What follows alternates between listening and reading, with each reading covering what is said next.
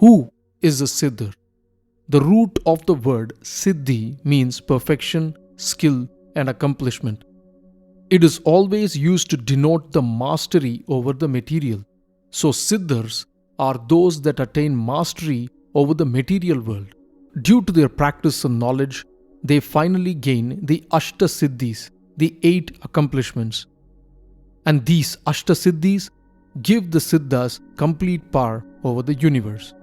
The Ashta Siddhis, the 8 siddhis, are mentioned in many ancient texts.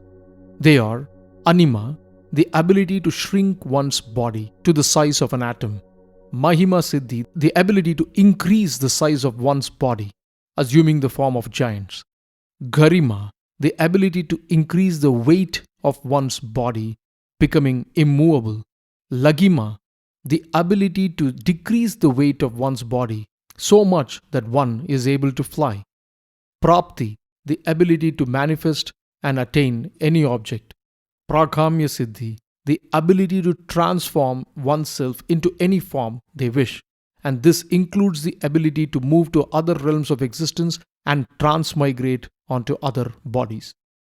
Ishitva is the next Siddhi, the ability to lead all. They get the qualities of Isha. And the final Siddhi is Vashitva. This is the ability to dissolve and spread oneself across the universe. In this state, they also experience the Chit Shakti. So the Siddhars, by means of their focus, knowledge, penance, are said to have cultivated several powers. Now these powers might outwardly be a boon for all materialists, but this does not mean that the Siddhars were materialists. Far from it. They are said to be very spiritual beings. Even when they frequent the earth, they take on the form of wandering ascetics whose only aim is to be in union with Shiva.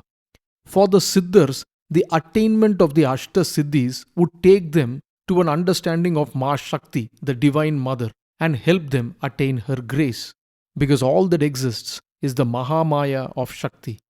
So in one way, you can say that they are able to transcend the limitations of the material because they know that the material universe is illusory, which is why Vashitva is usually considered to be the 8th Siddhi, the final Siddhi, even by great sages like Tirumular. Once they attained the grace of the Divine Mother, finally the aim of the Siddhars was to move towards Samadhi and realize Shiva. And the immortality that they were talking about is not mere physical immortality. They were talking about realizing the immortality of the Jiva.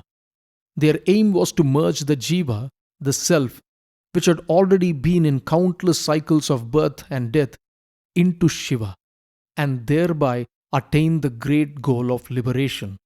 This was the immortality that they aimed for.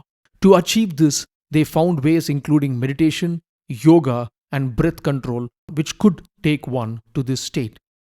The sages focused on Kaya Siddhi, perfecting the human body, because they knew only when they could have health, strength, and longevity in their body could they focus on perfecting their practices that would lead them to realization.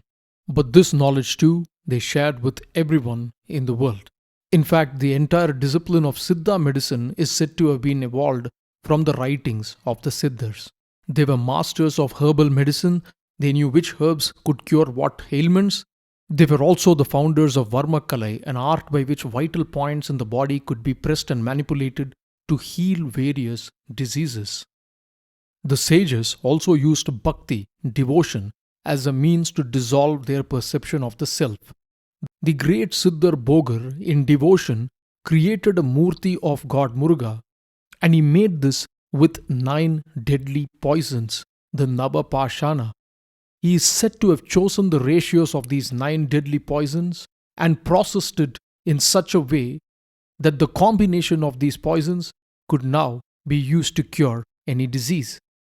This he consecrated in the sacred mountain of Padani. In this way, the Siddhars merged science and devotion together.